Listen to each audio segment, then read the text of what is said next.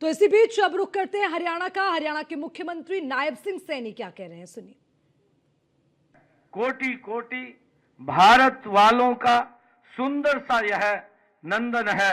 हमारा गणतंत्र भी राष्ट्र की इसी एकता का संदेश देता है।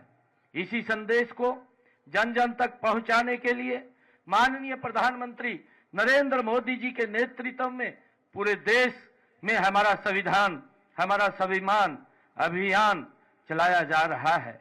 इसमें संविधान निर्माताओं के योगदान का सम्मान किया जा रहा है। सबको संविधान के मूल्यों के प्रति जागरूक किया जा रहा है। भाइयों बहनों, गणतंत्र दिवस का पावन पर्व आत्म विश्लेषण करने का भी दिन है। आज आजादी के बाद से पिछले 70 वर्षों में देश विश्व की बड़ी शक्तियों में शुमार हो गया है। आज हमारा देश अपनी उन्नति प्रौद्योगिकी के बल पर न केवल मिसाइलें बना रहा है, बल्कि सूर्ययान, चंद्रयान और मंगलयान जैसे मिशन सफलतापूर्वक पूरे कर रहा है। हाल ही में हमने अंतरिक्ष में 2 सैटेलाइट्स को जोड़ने में सफलता हासिल की है। यह क्षमता हासिल करने वाला भारत दुनिया का चौथा देश है। इससे हर भारतवासी गौरवान्वित हुआ है। भारत चांद के दक्षिणी ध्रुव पर चंद्रयान 3 को सफलतापूर्वक उतारने वाला भारत दुनिया का पहला देश बना है। हमारा यान आदित्य L1 सूर्य की कक्षा में स्थापित होकर सूर्य का अध्ययन कर रहा है। इससे पहले भी माननीय प्रधानमंत्री जी ने देश हित में कई ऐतिहासिक निर्णय लिए हैं। जम्मू एवं कश्मीर से अनुच्छेद 370 व धारा 35A को हटाकर उन्होंने कश्मीर से कन्याकुमारी तक अखंड भारत का राष्ट्रीय सपना साकार किया है। अयोध्या में भगवान श्री राम के भव्य मंदिर की स्थापना करवाकर करोड़ों देशवासियों की आस्था को मजबूत किया है। इनके अलावा सर्जिकल व एयर स्ट्राइक, 1 रैंक 1 पेंशन, नागरिकता संशोधन कानून, 3 तलाक की कुप्रथा से मुक्ति, बेटी बचाओ बेटी पढ़ाओ अभियान आदि अनेक युग परिवर्तनकारी कदम उठाए गए हैं। मुझे खुशी है कि पहले गणतंत्र दिवस से लगभग 2.5 साल पहले हमने आजादी की खुली हवा में सांस ली थी। यह आजादी हमें अनेक वीरों की शहादत व स्वतंत्रता सेनानियों के संघर्ष से मिली थी। राष्ट्र कवि रामधारी सिंह दिनकर जी ने उनको नमन करते हुए कहा था कि कलम आज उनकी जय बोल, जला अस्थियां बारी बारी, छिटकाई जिन्होंने चिनगारी, जो चढ़ गए पुण्य वेदी पर, लिए बिना गर्दन का मोल, कलम आज उनकी जय बोल।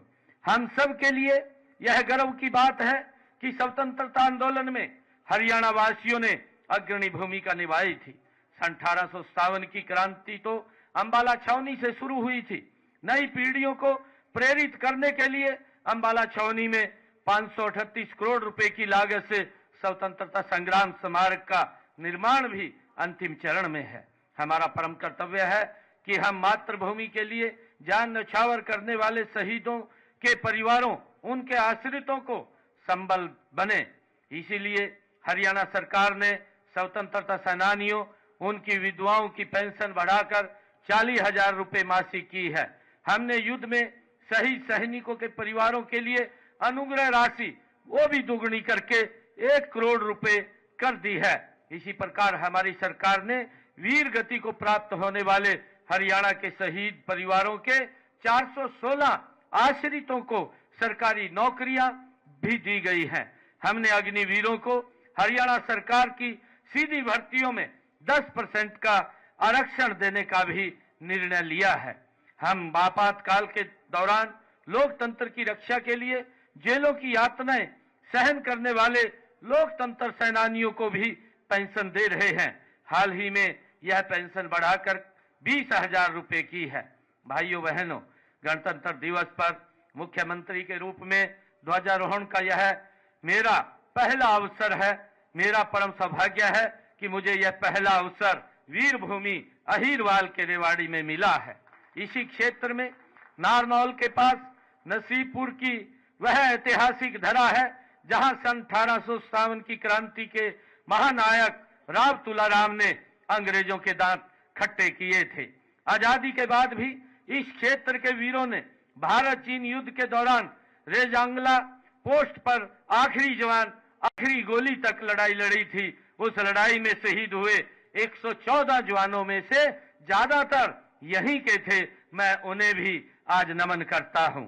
आज भी रेवाड़ी क्षेत्र के युवा सेना में भर्ती होकर राष्ट्र की सीमाओं की रक्षा करना अपना फर्ज समझते हैं और माताओं की साध्वी अपने बेटे को फौजी वर्दी में सजा हुआ देखकर पूरी होती है। आज जब हम यह उत्सव मना रहे हैं तो मैं बताना चाहूंगा कि गणतंत्र की धारणा हमारे लिए नई नहीं है। इसके उल्लेख वेदों में भी है। अर्थवेद में कहा गया है, गणेशु राज्यान धर्मेणु सुख यु यजते, अर्थात गण राज्य में शासक को धर्म के मार्ग पर चलकर सुख में शासन करना चाहिए। हम इसी भावना से सुशासन से प्रदेश की जनता की सेवा कर रहे हैं।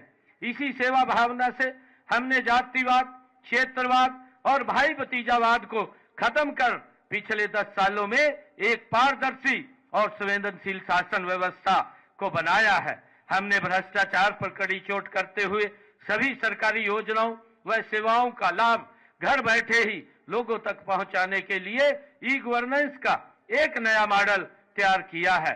हमने सरकारी योजनाओं एवं सेवाओं को परिवार पहचान पत्र से जोड़ा गया है। हमारी बिना खर्ची पर्ची के नौकरी देने, ऑनलाइन ट्रांसफर, पढ़ी लिखी पंचायतों और अंत्योदय अभियान की आज पूरे देश में चर्चा है। अपने तीसरे कार्यकाल में हम विकास और जन कल्याण के इस दौर को आगे बढ़ाते हुए समय की जरूरत के अनुसार नए निर्णय ले रहे हैं। हमने हरियाणा एक, हरियाणवी एक को सूत्र मानकर पूरे प्रदेश में समान रूप से विकास कार्य किए हैं और आज हरियाणा विकास के मामले में देश के अग्रणी राज्यों में खड़ा है। साथियों, डबल इंजन सरकार के माध्यम से अब हरियाणा के विकास को हम 3 गुना गति से, रफ्तार से लेकर के जाएंगे। हमने जनसेवा का दायित्व संभालने के बाद पहली कैबिनेट की मीटिंग में ही किडनी के रोग से पीड़ित रोगियों के लिए सभी सरकारी अस्पतालों एवं मेडिकल कॉलेजों में मुफ्त डायलिसिस सेवाएं शुरू करने का निर्णय किया। इससे गरीब लोगों को बड़ी राहत तो मिली है। प्रदेश के हर व्यक्ति को स्वास्थ्य सेवाएं देने की दिशा में एक और कदम बढ़ाते हुए